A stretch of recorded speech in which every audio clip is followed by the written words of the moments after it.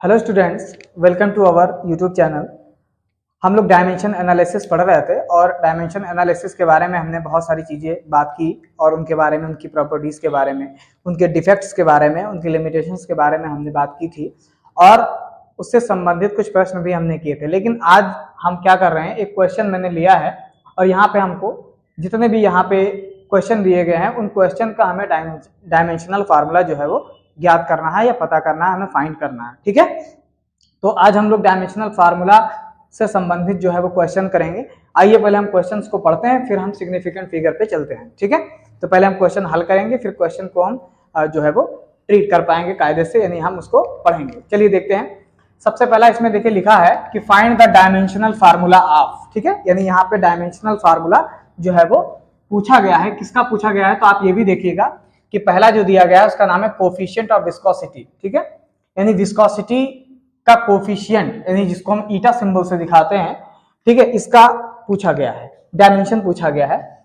उसके बाद चार्ज का पूछा गया है, उसके बाद पोटेंशियल का पूछा गया है, कैपेसिटेंस का पूछा गया है, फिर रेजिस्टेंस का पूछा गया है। ठीक है, आप यहाँ पे देखिए चार्ज को Q से दिखाया गया है, पोटेंशियल को V से दिखाया गया है, कैपेसिटेंस को C से दिखाया गया है और रेजिस्टेंस को R से दिखाया गया है। ठीक है, इन सब की अपनी अलग डेफिनेशन है। मैं डेफिनेशन पे उतना नहीं जाता हूं, मैं आपको बता दे रहा हूं कि देखिए कोफिशिएंट ऑफ विस्कोसिटी, ये कोफिशिएंट ऑफ विस्कोसिटी का मीनिंग ये होता है कि जब कभी दो लिक्विड आपस में स्लाइड करते हैं तो वो एक दूसरे के अपोजिट स्लाइड करते हैं या अपोजिट फोर्स लगाते हैं। ठीक है, अच्छा, ये कहा गया है कि डायमेंशनल फार्मूला आप निकालिए, लेकिन ये भी साथ में बताया गया है कि इनके जो इक्वेशन है वो नीचे दिए गए हैं। ठीक है, यानी इनका जो इक्वेशन है वो नीचे दिया गया है। देखिए लिखा है some of the equation containing these quantities are, यानी कुछ इक्वेशन इन क्वांटिटीज से संबंधित जो है वो दिए गए हैं, तब आपको निकालना है। देखिए सबसे पहला दिया गया है, यहाँ पे दिया गया है विस्कस फोर्स। ठीक है, यानी विस्कोसिटी फोर्स, विस्कस फोर्स दिया गया है, तो F is equal to minus eta A delta V upon delta L। ठीक है, ये आपको फार्मूला दिया गया और इसमें आपको इस n की वैल्यू जो है वो निकालनी है, जैसा कि ऊपर पूछा गया है। ठीक है, आगे यहाँ पे लिखा है Q is equal to IT, यानी charge is equal to current, current को I से दिखाया जाता है, T फॉर टाइम। आपको निकालना क्या है, Q निकालना है। फिर यहाँ पे दिया गया है एनर्जी, यानी potential energy is equal to VIt, यानी पोटेंशियल I एंड T, यानी पोटेंशियल करंट और टाइम। और यहाँ पे दिया गया है Q is equal to CV, इसमें आपको C की वैल्यू निकालनी है, इसमें आपको V की वैल्यू निकालनी है, इसमें आपको Q की वैल्यू निकालनी है और इसमें आपको रेजिस्टेंस की वैल्यू निकालनी है। तो हम इन्हीं फार्मूले का इस्तेमाल करके और डायमेंशनल फार्मूला निकालने की कोशिश करेंगे। ठीक है, तो सबसे पहला हम स्टार्ट करते हैं इसके बारे में, यानी इस फोर्स के बारे में यहाँ स्टार्ट करते हैं। मैं यहाँ से सोल्यूशन लिख रहा हूँ, आप देख पा रहे होंगे कि सोल्यूशन में लिख रहा हूँ। देखिए फार्मूला इसने लिखा है F is equal to minus eta A delta V upon delta L।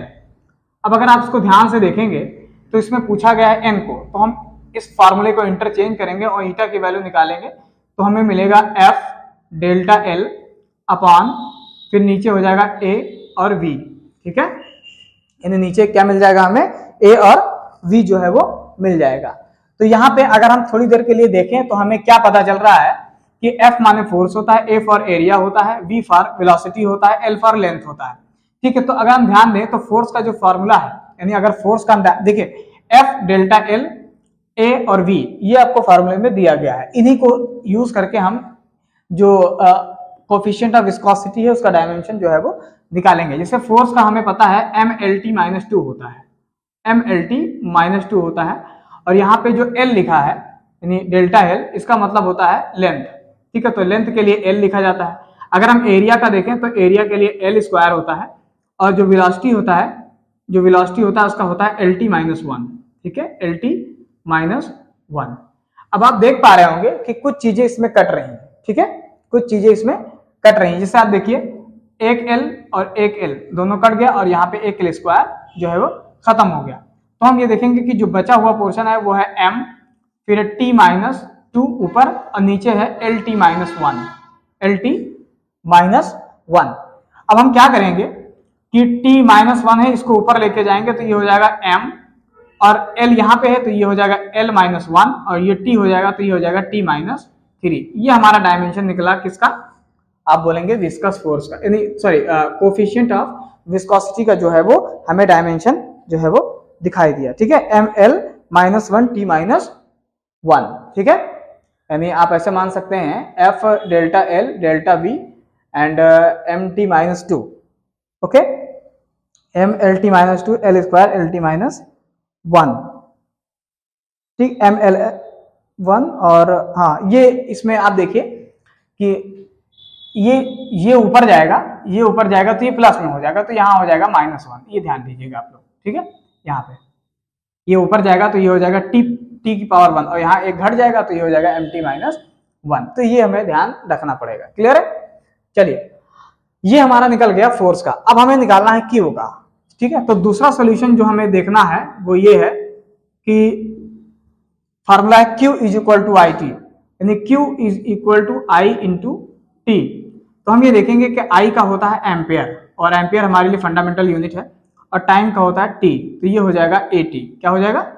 AT। तो हम ऐसे लिखेंगे कि हमारा जो चार्ज निकला है वो AT है, ठीक है। तो इसका डायमेंशन हमें चार्ज का पता हो गया। फिर आ जाते हैं एनर्जी, यानी सॉल्यूशन, ये सॉल्यूशन 2 था, ये सॉल्यूशन 1 है, और ये सॉल्यूशन 3, ठीक है। तो सॉल्यूशन 3 में अगर हम देखेंगे तो ये फार्मूला है U is equal to VIT, ठीक है। हमें निकालने को कहा गया है पोटेंशियल के बारे में, तो हम ये क्या करेंगे, इंटरचेंज करेंगे। तो हम ये देखेंगे, ये लिख जाएगा I इंटू टी और इज इक्वल टू V। तो हम ये देखेंगे पोटेंशियल एनर्जी, और यहाँ पे नीचे आ गया I इंटू टी, ठीक है। तो अगर हम देखेंगे तो पोटेंशियल एनर्जी है ml स्क्वायर, यानी ये वाला जो है फार्मूला वो है ml square t minus two, इसका आपका डायमेंशन है, और I का होता है a, और t का होता है t, यानी टाइम का होता है t। तो हम ये देखेंगे ये फार्मूला क्या निकल के आएगा, तो ये हो जाएगा ml स्क्वायर t माइनस, ऐसे भी लिख सकते हैं आप, a ऊपर ले जाइए, a माइनस वन, और ये हो जाएगा t माइनस थ्री, ठीक है। ये फार्मूला निकल के आया हमारा U का, दैट इज पोटेंशियल का, यानी V का हमें पता चल गया, ठीक है। ml square a inverse one and t minus three जो है, ये मतलब इसका डायमेंशन जो है वो निकल के आया, हम इसी से निकाल रहे हैं। अब अगला है Q is equal to C, तो ये सॉल्यूशन नंबर 4, सॉल्यूशन नंबर 4। तो इसके देखिए लिखा है Q is equal to CV, और हमें निकालना किसका है, C का निकालना है। तो Q is equal to C, यहाँ पे V यहाँ पे चला जाएगा। तो हम आगे अगर देखेंगे तो हम ये देखेंगे कि Q बाई V, तो Q का अभी आपने निकाला है, कहाँ गया, ये है A और T, Q का निकला है A और T, और V का भी आपने निकाला है ml square A inverse 1 T inverse 3, ये आपका निकला है, ठीक है, ये आपका निकला है, यानी Q is equal to C by V। तो ये इस तरीके से होगा। अब इसको हम ऊपर चेंज करेंगे, तो हम ये देखेंगे इसको जब रखा जाएगा ऊपर, तो पहले m की बात करते हैं तो m माइनस वन हो जाएगा, l स्क्वायर की बात करें तो l भी ये ऊपर जाएगा माइनस टू हो जाएगा, a की बात करें तो ये ऊपर जाएगा तो ये प्लस हो जाएगा, तो ये हो जाएगा a स्क्वायर, ये 1 हो जाएगा, ये 1 हो जाएगा, तो ये a स्क्वायर हो जाएगा, t इनवर्स 3 ऊपर जाएगा, और यहाँ पे t है ही है, तो ये हो जाएगा t की पावर 4, ठीक है। तो m इनवर्स 1 2 t की power a and 2 ml square t inverse 3, ml square t inverse 3 a inverse 1, तो ये हो जाएगा m माइनस 1, ठीक है, l माइनस 2, ओके, और a की पावर 2 t की पावर 4, सही है, ठीक है। तो ये जो निकल के आया है, ये आपका निकल के आया है कैपेसिटेंस, ठीक है। और v is equal to, solution का देखिए, v सोल्यूशन है 5th, तो ये है v is equal to I R, तो v is equal to I R. अगर हम r का निकालेंगे तो ये हो जाएगा r is equal to v by I, ठीक है। और v अभी आपने निकाला है, क्या देखिए यहाँ पे आपने निकाला है, ये v का निकाला है ml square a inverse 1 t inverse 3, ठीक है। और i का अभी आपने निकाला है, i का होता है a, ठीक है, i का a। अब ये ऊपर जाएगा, a ऊपर जाएगा तो ये माइनस में हो जाएगा, तो ये हो जाएगा -2, तो ये आपका निकल के आ गया सॉल्यूशन 4 और सॉल्यूशन 5 का एग्जांपल्स, ठीक है। तो ये एक मैंने फार्मूला निकालवाने की कोशिश की थी कि आप लोग इसको जरा से देख लें, ठीक है। अब आप देखिए कि इस डायमेंशंस को कैसे निकाला जाता है, और ये कैसे डायमेंशंस जो है वो काम करते हैं, राइट। चलिए, अब इसको आप नोट कर लीजिएगा एक तरफ, या इसको आप स्क्रीनशॉट ले लीजिए कि कैसे आपको निकाला जाएगा, या किस तरीके से क्वेश्चन जो है वो किए जाते हैं, ये आपके सामने। अब हमारा जो अगला सेक्शन है उसका नाम है सिग्निफिकेंट फिगर। क्या है, सिग्निफिकेंट फिगर। आप इसको स्क्रीनशॉट ले लीजिए ताकि हम आगे बढ़ पाए, ठीक है। तो मैं इसको अभी इरेज कर रहा हूं, आप देखिए जरा। ये तो हमारा जो अगला पॉइंट है वो है सिग्निफिकेंट फिगर, जो मैंने ऊपर लिखा है। पहले मैं आपको बता दूं सिग्निफिकेंट फिगर होते क्या है। देखिए, ऐसे डिजिट्स जो हमारे लिए सर्टेन होते हैं और कम से कम एक ऐसा डिजिट जो अनसर्टेन हो, ठीक है, तो ऐसे डिजिट्स को सिग्निफिकेंट फिगर कहा जाता है। एग्जाम्पल मैं आपको बताता हूं कि जैसे मान लिया कोई चीज हमने मेजर की, तो हमने मेजर की, अगर मान लिया लिखा मैंने 145.3, ये मैंने कोई चीज मेजर की, मान लेते हैं कोई ये सेंटीमीटर में है, ठीक। तो हम ये देख पा रहे हैं कि इसके अंदर 4 सिग्निफिकेंट फिगर है। क्या है, 4 सिग्निफिकेंट फिगर है। इसका मीनिंग क्या हुआ, इसका मीनिंग ये हुआ कि हम 1, 4, 5 ये 3 जो मैंने मेजर किया है, ये हमारे लिए जो वैल्यू दी गई है, इस पे हमें कॉन्फिडेंस है कि ये सही है, बिल्कुल, यानी इस पे हमें कॉन्फिडेंस है कि ये सही है। लेकिन जो ये लास्ट वाला डिजिट है, इसके बारे में अभी हम अनसर्टेन है। अनसर्टेन का मतलब ये हो भी सकता है और नहीं भी हो सकता है, ये मतलब अनसर्टेन है। यानी जो लास्ट डिजिट होता है उसके बारे में हम उतना कॉन्फिडेंस नहीं होते, लेकिन हम ये लिख देते हैं कि इतना होगा, ठीक है। तो यहाँ पे जो ये पॉइंट लिखा गया है कि 145.3, तो हम इन 3 जो ये 3 चीजें लिखी है 1.145 145 जो यहाँ पे लिखा हुआ है, ये जो डिजिट है इसके बारे में हम कॉन्फिडेंट है कि इतना मैंने मेजर किया ये सही है, लेकिन इसके बारे में हम उतना कंफर्म नहीं। जैसे इस मार्कर को अगर मैं मतलब मेजर करना शुरू करूं तो इसमें कुछ निकलेगा कि ये जो है वो लगभग ये 10 सेंटीमीटर है, आप मान लेते हैं, लेकिन ये 10 सेंटीमीटर भी हो सकता है और 10.1 भी हो सकता है, ठीक है। तो हम 10 के बारे में तो कंफर्म है, लेकिन 1 के बारे में कंफर्म नहीं है। तो अब हम सिग्निफिकेंट फिगर की डेफिनेशन क्या बताएंगे, कोई ऐसा डिजिट जो किसी चीज को मेजर करता हो और उसमें हमारे पास कुछ ऐसे डिजिट हो जिनके बारे में हम कॉन्फिडेंट हो, और कम से कम एक ऐसा डिजिट होना चाहिए जिसके बारे में हम अनसर्टेन हो। तो ऐसे ग्रुप ऑफ डिजिट्स को बोला जाता है सिग्निफिकेंट फिगर बोला जाता है, सिग्निफिकेंट फिगर बोला जाता है। अब मैंने सिग्निफिकेंट फिगर के बारे में कुछ रूल्स बताए हैं, तो ये जो रूल्स हैं वो हमें हेल्प करेंगे कि हम कैसे सिग्निफिकेंट फिगर को आखिर डिटरमाइन करेंगे, यानी कैसे हम पहचान करेंगे कि ये सिग्निफिकेंट फिगर है। उसको पहचानने के कई सारे तरीके हैं। जैसे एग्जांपल मैं आपको बताता हूं कि पहला लिखा है कि all non zero digits are significant. जितने भी ऐसे डिजिट जो नॉन जीरो हैं, यानी जीरो ना हो, 1 से लेकर 9 तक जितनी भी संख्याएं हैं, they are non zero digits, ठीक है। तो उन जितने भी नॉन जीरो डिजिट्स होंगे, उन नॉन जीरो डिजिट्स को ही हम पूरा को बोलेंगे सिग्निफिकेंट फिगर, यानी जितने भी नॉन जीरो डिजिट्स होते हैं वो सभी के सभी क्या होते हैं, सिग्निफिकेंट होते हैं। एग्जाम्पल, जैसे एग्जाम्पल मैं आपसे कह दूं 4962, ये देखिए जितने भी डिजिट्स हैं इसके अंदर कोई भी जीरो डिजिट नहीं है, तो हम बोलेंगे कि इसके अंदर 4 सिग्निफिकेंट फिगर है।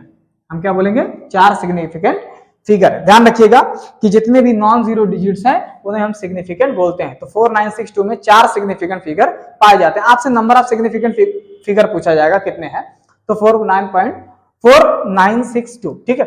अच्छा, अगला क्वेश्चन ये भी लिखा है कि द जीरो बिटवीन द, यानी रूल, पहला रूल तो आपको क्लियर हो गया। दूसरा रूल है कि the zero between 2 non zero digit, यानी कोई 2 नॉन जीरो डिजिट है, यहाँ पे लिखा गया है कोई 2 नॉन जीरो डिजिट है, अगर उनके बीच में अगर जीरो आ जा रहा है तो हम बोलेंगे कि वो क्या होगा, सिग्निफिकेंट है, ठीक है। और इस बात का कोई मैटर नहीं रखता कि डेसिमल कहां लगा हुआ है, ठीक है। एग्जाम्पल, जैसे एग्जाम्पल मैंने लिखा कि 4032, तो हम ये बोलेंगे कि इसमें 4 सिग्निफिकेंट फिगर है, ठीक। 4032 मतलब 4 सिग्निफिकेंट फिगर। आप देखिए 2 नॉन जीरो डिजिट के बीच में एक जीरो लगा है, तो हम इसको भी सिग्निफिकेंट मान लेते हैं। और ये भी कह दिया जाता है कि 4.032 अगर लिखा होता तभी ये 4 सिग्निफिकेंट फिगर होगा, यानी 2 नॉन जीरो डिजिट के बीच में अगर कोई जीरो है और कहीं बीच में डेसिमल है, यानी डेसिमल कहीं भी हो, इस बात का मैटर नहीं रखता कि वो डेसिमल जो मतलब कि उसकी सिग्निफिकेंट फिगर में चेंजिंग आएगी। तो यहाँ पे भी 4 सिग्निफिकेंट फिगर मौजूद है। अगला लिखा है if the number is less than 1, देखिए लिखा है कि अगर कोई संख्या 1 से कम होती है, the zero on the right, the zero on the right, तो जो राइट मतलब the zero on the right, यानी right on the decimal point but to the left of the first non zero digits are not significant. देखिए यहाँ पे इसका meaning ये होगा कि जैसे इस एग्जाम्पल को मैं लिखूंगा, यहाँ पे लिखा जाएगा कि 0.0042, अगर मैं आपसे कहूं तो इसमें 2 सिग्निफिकेंट फिगर है।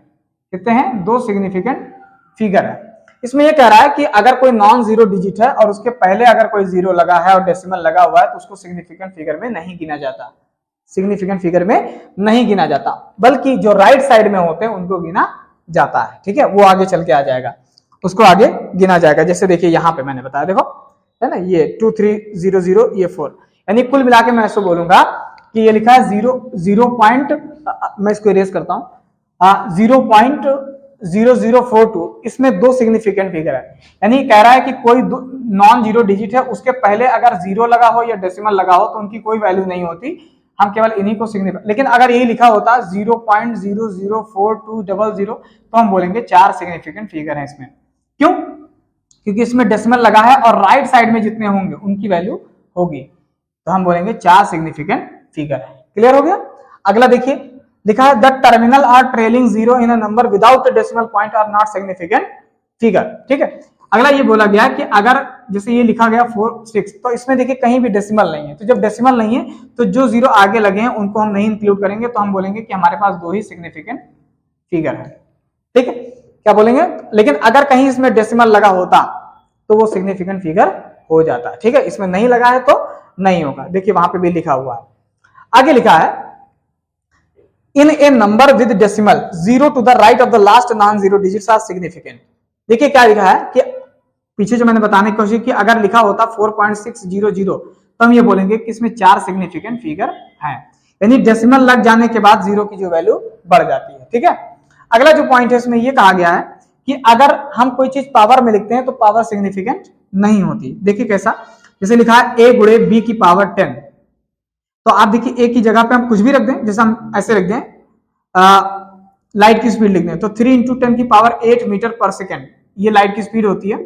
आप देखेंगे ये जो लिखा है 10 की पावर 8, ये सिग्निफिकेंट नहीं होती, नॉट सिग्निफिकेंट, ये सिग्निफिकेंट नहीं होगी, क्योंकि जो ऑर्डर ऑफ मैग्नीट्यूड है, यानी इसे ऑर्डर ऑफ मैग्नीट्यूड कहा जाता है, ऑर्डर ऑफ मैग्नीट्यूड को सिग्निफिकेंट की गिनती में नहीं लिया जाता, ऑर्डर ऑफ मैग्नीट्यूड इसको नहीं लिया जाता। ठीक है, और इसको लिया जाता है, ये सिग्निफिकेंट फिगर है, तो कितने हैं? 1 सिग्निफिकेंट फिगर है। अगर इसी जगह पे मैं लिख देता 1.6 into 10 की पावर -19, तो हम बोलेंगे इसका कोई सिग्निफिकेंट फिगर नहीं होगा, लेकिन इसका होगा। कितना होगा? 2 होगा। ठीक है, 2 सिग्निफिकेंट फिगर इसके अंदर पाए जाएंगे। आगे देखते हैं, अगला पॉइंट लिखा है 6 के बाद, सॉरी 8, यहां हो गया 7। कन्वर्जन में देखिए लिखा है कि conversion to other unit does not change the significant figure. जब हम एक यूनिट से दूसरे यूनिट में कन्वर्ट करते हैं तो उससे सिग्निफिकेंट फिगर के में कोई चेंजिंग नहीं आती है। जैसे लिखा है मैंने लिखा 55 मीटर, इसमें कितने सिग्निफिकेंट फिगर हैं? आप बोलेंगे 2 सिग्निफिकेंट फिगर। अब मैं इसको सेंटीमीटर में कन्वर्ट करें तो ये हो जाएगा 5500 सेंटीमीटर, तो ये हो जाएगा अभी भी 2 सिग्निफिकेंट फिगर है। क्योंकि आप देखिए रूल क्या कहता है कि रूल ये कहता है कि अगर डेसिमल पॉइंट नहीं है तो उसमें जीरो के कोई काउंट नहीं किया जाएगा। तो अभी भी ये क्या है? अभी भी ये 2 ही सिग्निफिकेंट फिगर है। आप देखिए बदल रहे हैं, मीटर को सेंटीमीटर में कन्वर्ट, अब आ जाते हैं मिलीमीटर में, तो 50 ये हो जाएगा मिलीमीटर में। तो इसमें भी देखिए अभी भी 2 सिग्निफिकेंट फिगर ही है। यानी आप ऐसे बोल सकते हैं कि एक कन्वर्जन जब आप करेंगे तो उससे कन्वर्जन से जो सिग्निफिकेंट फिगर है उसकी वैल्यू में बदलाव नहीं आएगा। ठीक है, ये बात सिग्निफिकेंट फिगर में इंक्लूडेड की गई। ठीक है, तो मेरे हिसाब से आपको ये चीज समझ में आ गई होगी। अब हम 2-3 क्वेश्चन कर लेते हैं, उस क्वेश्चन को जब हम देखेंगे तो हमें समझ में आएगा। जैसे पहला क्वेश्चन अगर आपसे पूछा जाए कि 22.7.2, पहला क्वेश्चन है 22.7.2, ऐसे लिखा है, ये कोई ग्राम करके लिखा है, बताइए कितने सिग्निफिकेंट फिगर है? तो हम बोलेंगे 4 सिग्निफिकेंट फिगर है। कितने? 4 सिग्निफिकेंट फिगर है। दूसरा अगर लिख दिया जाए 4.308 तो कितने सेकंड फिगर है? आप बोलेंगे 4 सिग्निफिकेंट फिगर है।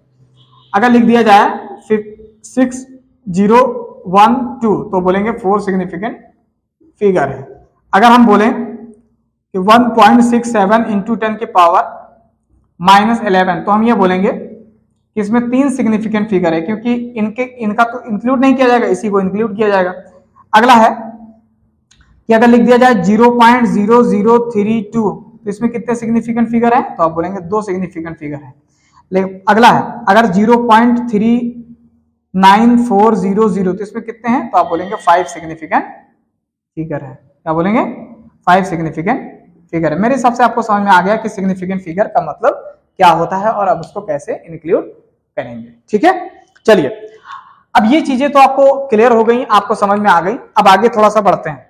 आगे क्या बढ़ते हैं, अब हम 3 चीजों को सीखेंगे जो फिजिक्स में बहुत ज्यादा इंपॉर्टेंट होती है, आपको ध्यान देना होगा। अगर वो चीज आप नहीं ध्यान देते हैं तो थोड़ा सा दिक्कत हो जाएगी। जिससे सबसे पहला ये है कि जब एडिशन किया जाता है, सब्ट्रैक्शन किया जाता है या मल्टीप्लिकेशन किया जाता है तो वो सिग्निफिकेंट फिगर के अनुसार की जाती है। ठीक है, जैसे पहले मैं एडिशन की बात बताता हूं। एडिशन ऑफ सिग्निफिकेंट फिगर, जो सिग्निफिकेंट फिगर है उनको आप कैसे जोड़ेंगे। सिग्निफिकेंट फिगर जोड़ने का आपको तरीका बताया जा रहा है। देखिए जैसे एग्जाम्पल के तौर पे मैं आपसे बोलूं कि 11.2 प्लस 3.72 इन दोनों को जोड़ना है और जोड़ने के बाद आप मुझे आंसर बताइए। तो पहले मैं नॉर्मल जोड़ता हूं, 11.2 और 3.72 को मैंने जोड़ दिया। ठीक, जब हम जोड़ेंगे तो ये आ जाएगा 2729.41, ये 14.92 आ जाएगा। अब देखिए, अब अगर आप जोड़ के आप डायरेक्ट आंसर लिख देंगे 14.92, ये this is the wrong answer. ठीक है, ये आंसर क्या है, गलत है। ये नॉर्मल जो जोड़ आप करते हैं, यानी जो नॉर्मल जो एडिशन किया जाता है उसके हिसाब से ये सही है, लेकिन जब हम सिग्निफिकेंट फिगर को जोड़ने की बात करते हैं तो उसके लिए ये सही नहीं है। ऐसा इसलिए होता है क्योंकि अब आपको देखना पड़ेगा इसके अंदर की सबसे लीस्ट सिग्निफिकेंट फिगर कौन सा है, तो आप बोलेंगे ये वाला। क्यों, क्योंकि पॉइंट के बाद इसमें 1 अंक है और यहाँ पॉइंट के बाद 2 अंक है। तो जब हम आंसर लाएंगे तो देखेंगे जो सबसे छोटा होगा, लीस्ट वाला होगा, उसी के हिसाब से आंसर देंगे। तो हम ये कहेंगे कि इसमें एक के बाद मतलब पॉइंट के बाद 1 अक्षर है, तो हम यहाँ पे आंसर के बाद भी पॉइंट के बाद 1 ही अक्षर रखेंगे। तो ये आंसर हुआ 14.9, ये आंसर सही हुआ। ठीक है, फिर से मैं बता रहा हूँ, एक क्वेश्चन में फिर से बता रहा हूँ, जिसे लिखा 4.329 ऐसे लिख दिया मैंने, फिर लिख दिया मैंने 6.02, फिर मैंने लिया 7.1 ऐसे लिख दिया मैंने, यहाँ 0 लगा दिया कि हमें जोड़ने में आसानी हो। तो ये हो गया 9, ये हो गया 4, ये हो गया 4 पॉइंट और यहाँ पे हो जाएगा 17। तो ये आंसर निकल के आया। लेकिन जो हमारा आंसर होगा वो हमेशा आप देखिए कि जब मैंने लिया था इसको तो आंसर फिर हम 2 लेवल में देते, तो ये कितना आया था, तो 2 2 जा 4, तो हमारा आंसर ये हो जाता, ये मतलब है। ठीक है, तो ये होगा एडिशन ऑफ सिग्निफिकेंट फिगर। और उसके बाद आता है सब्ट्रैक्शन, सब्ट्रैक्शन के बाद मल्टीप्लिकेशन, मल्टीप्लिकेशन के बाद डिवीजन। ठीक है, तो चारों केस में यही होगा कि आप सिग्निफिकेंट फिगर के हिसाब से ही आंसर देंगे। ठीक है, आगे बताते हैं। जैसे मल्टीप्लिकेशन की अगर हम बात करें तो हम देखेंगे लिखा है 4.1 का अगर हम गुणा कर दें 2.1 से। ठीक है, तो हम पहले तो गुणा कैसे करते हैं, 41 21, उसके बाद हम देखेंगे 41, फिर यहां हो जाएगा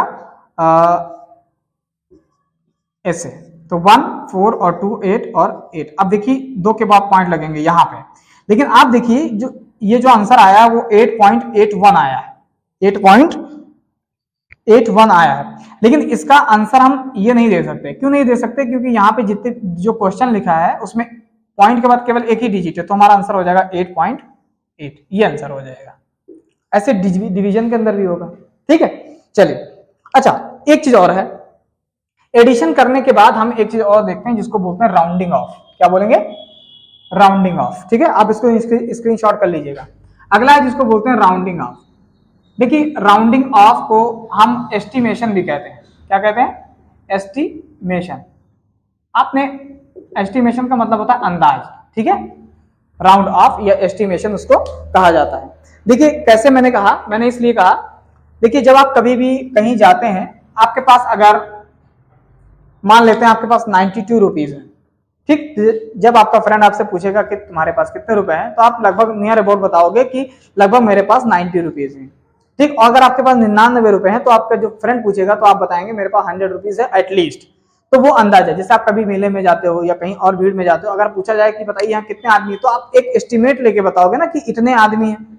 ठीक, उससे कम भी हो सकता है, उससे ज्यादा भी हो सकता है। तो एक प्रकार का एस्टिमेशन जो है वो दिखाई दिया जाता है। देखिए जैसे एग्जाम्पल, अच्छा जब राउंडिंग ऑफ या एस्टिमेशन किया जाता है तो 5 को स्टैंडर्ड लिया जाता है। जैसे एग्जाम्पल मैं आपको बताता हूं, पहला जैसे लिखा है 4 6, अगर मैं कह दूं इसको नियरेस्ट 10 पे अगर हम इसको राउंड ऑफ करें तो हम देखेंगे राउंड ऑफ करने पे हम ये देखेंगे कि ये जो 6 है, मैं नियरेस्ट 10 की बात की तो मैंने कहा दहाई का है, ठीक है। इसको हमें एस्टिमेट करना है, तो एस्टिमेट अगर इसको करना है तो ये वाली संख्या लेनी पड़ेगी हमें। अब आप देखिए क्या 6 5 से छोटा है या बड़ा है? बिल्कुल बड़ा है, तो इस संख्या को हम 0 कर देंगे और बड़ा होने की वजह से हम इधर इस संख्या में एक 0 जो है वो मतलब एक उसमें ऐड कर देंगे, तो ये हो जाएगा 50। अब इसे बोलते हैं एस्टिमेशन। क्या बोलेंगे? एस्टिमेशन। ऐसे ही अगर मैंने लिख दिया 4 5 9, अगर मैंने कहा कि दहाई के एक अंक पे कीजिए, तो पहले वाले को तो हम जो 0 कर ही देना है, उससे कोई मतलब है नहीं, और इसके बाद इसको भी 0 कर देना है। बस देखना है हमें कि 5 से बड़ा है छोटा, तो दोनों बराबर है, तब भी एक इधर बढ़ जाता, तो ये हो जाएगा 500। ठीक है, ये कहलाता है एस्टिमेशन। यानी अगर इधर कम होगा तो नहीं बढ़ेगा। इससे लिखा 3 2 2, तो हम देखेंगे कि ये 0 कर दिया जाएगा, और मान लिया हम इसको 100 पे एस्टिमेट कर रहे हैं, तो इसको तो 0 करना है, इसको भी क्या कर देना है? 0 कर देना है। लेकिन ये 5 से कम है या 5 नहीं है, तो हम इधर एक भी संख्या नहीं बढ़ाएंगे, तो ये हो जाएगा 300। ठीक है, यानी अगर ज्यादा निकले या बराबर निकले 5 के, यानी 5 से अगर बड़ा है या 5 के बराबर है, तो उस संख्या को हम 0 कर देते हैं और उसके अगली संख्या में हम एक जो है वो बढ़ा देते हैं। लेकिन ये जो रूल है वो सिग्निफिकेंट फिगर में काम नहीं करता। कैसे करता है? ये जो मैंने आपको बताया ये सही है बिल्कुल, लेकिन इसमें एक ट्विस्ट है। ट्विस्ट क्या है? ट्विस्ट ये है कि हमें देखना पड़ेगा 4 3 5 6 ऐसे लिखा है, तो हमें क्या देखना है कि हम इस संख्या में एक बढ़ाएंगे या नहीं बढ़ाएंगे, ये इस बात पे डिपेंड करता है कि ये संख्या इवन है कि ऑड है। अगर ऑड है तो 1 बढ़ जाएगा +1, और अगर ये इवन निकली तो इसमें नहीं बढ़ेगा, यानी 0, कुछ नहीं होगा, वो संख्या वैसे ही रखी रह जाएगी। तो अगर हम इसको करेंगे राउंड ऑफ, तो ये कैसे निकल के आएगी? ये तो 0 हो जाएगा, और ये संख्या चूंकि 5 है तो ये 6 हो जाएगी, और बाकी ऐसे ही बचा रहेगा। ठीक है, ये ऐसे ही बचा रह जाए। ऐसे ये भी, अब ये 0 खत्म हो गया, बेकार हो गया। ऐसे यहां भी इस संख्या को 0 कर दिया, अगर ये ऑड है तो ये संख्या 4 हो जाएगी इधर। ठीक, ये हो गया। तो इस तरीके से हमें जो है वो राउंड ऑफ जो है वो किया जाता है। ठीक है, ये भी ध्यान रखिएगा कि हम इस तरीके से काम जो है वो करते हैं, यानी this is called rounding off, या इसी को हम बोलते हैं एस्टिमेशन। क्या बोलेंगे? एस्टिमेशन बोलेंगे। ओके, और आप ये जानते हैं कि ऑर्डर ऑफ मैग्नीट्यूड एक चीज होती है जिसको बोलते हैं ऑर्डर ऑफ मैग्नीट्यूड। मैं इसको मिटाता हूं, मेरे हिसाब से आपको समझ में आ गया होगा। नहीं समझ में आया तो आप एक बार दोबारा रिपीट करके देखिएगा, आपको समझ में आ जाएगा। चैनल को लाइक सब्सक्राइब जो है वो करते रहें। और अब अगला है जिसको बोलते हैं order of magnitude. Order of magnitude, ठीक है, यानी मैग्नीट्यूड का ऑर्डर। ये क्या होता है? कोई भी चीज फिजिक्स में ऐसे लिखी जाती है, a इंटू बी की पावर 10, इसको हम बोलते हैं order of magnitude. Order of magnitude, आप ध्यान रखिएगा कि ऑर्डर ऑफ मैग्नीट्यूड जो है ये पॉजिटिव भी हो सकता है, नेगेटिव भी हो सकता है, और 0 भी हो सकता है, कोई दिक्कत नहीं है। पॉजिटिव नेगेटिव कुछ भी हो सकता है, मैं अभी करके बता रहा हूं। अच्छा, यहां पे जो ये लिखा है ये कोई सिग्निफिकेंट फिगर होगा जो 1 से लेकर 9.9 तक जाएगा, यानी कोई संख्या यहाँ 10 के रूप में नहीं लिखी जाएगी, जो 10 के रूप में होगी वो इधर स्लाइड कर जाएगी। ठीक है, तो यहाँ पे आप इस तरह लिख सकते हैं 9.9 इंटू 10 की पावर और 10 की पावर 3 ऐसे करके कुछ लिख सकते हैं, लेकिन यहाँ आप 10 नहीं लिख सकते। यानी आप सोचो कि यहाँ पे लाओ 10 लिख दें तो बेकार है, क्योंकि 10 अगर हो जाएगा तो इसको तो यहाँ ऐड किया जा सकता है ना, तो यहाँ पे 9.9 करके आप लिखो। नहीं, आप यहाँ पे कुछ भी लिख सकते हैं, केवल 10 नहीं लिख सकते। ठीक है, 9.3 9.4 1 पॉइंट कुछ ऐसे करके, यहां तक कि इवन 1.08 ऐसे करके कुछ भी लिख सकते हैं आप। लेकिन अगर आप ये सोचें कि इसको यहां पे हम 10 लिख दें तो ये नहीं हो पाएगा, यानी पूरी सर्टेन वैल्यू 10 यहाँ पे नहीं लिखी जाएगी, तो ये ध्यान रखिएगा। अब जैसे मैंने कहा पॉजिटिव नेगेटिव, तो जैसे लिखा है 3.0 इंटू 10 की पावर 8 मीटर पर सेकेंड, तो देखिए ये पॉजिटिव है ना। अगर लिख दिया जाए 1.6 इंटू 10 की पावर -19 कूलाम, तो ये इलेक्ट्रॉन का चार्ज है और ये लाइट की स्पीड है, तो आप देखिए ये नेगेटिव हो गया। ये क्या हो गया? नेगेटिव हो गया। तो इससे हम क्या बोलते हैं? ऑर्डर ऑफ मैग्नीट्यूड बोलते हैं। क्या बोलेंगे? ऑर्डर ऑफ मैग्नीट्यूड बोलते हैं। तो मेरे हिसाब से आपको कुछ चीजें आज जो है वो समझ में आ गई। अब हमारा जो लास्ट सेक्शन इसका बचा है वो है एरर। ठीक है, यानी जब हम मेजर करते हैं कोई चीज तो कैसे एरर आती है। ठीक है, तो ये जरा ध्यान रखिएगा कि आप कैसे सिग्निफिकेंट फिगर को ऐड करते हैं, कैसे आप उसको राउंड ऑफ करते हैं, कैसे आप ऑर्डर ऑफ मैग्नीट्यूड लिखते हैं, कैसे आप सिग्निफिकेंट रूल्स को पहचानते हैं, कैसे आप डायमेंशन एनालिसिस का काम करते हैं, ये सारी चीजें इसमें आपको देखने को मिलेंगी। आप इस चीज को थोड़ा सा रिवाइज कीजिएगा, बार बार देखिएगा। अगर आपको नहीं समझ में आ रहा है तो एक बार फिर से रिपीट करके देखिएगा, ओके। और ज्यादा से ज्यादा जो है वो लाइक शेयर सब्सक्राइब जो है वो चैनल को करते रहें और आगे जो है वो बढ़ाते हैं। आपकी जो एग्जामिनेशन है वो चलता रहेगा, ठीक है, ओके ओके, थैंक यू।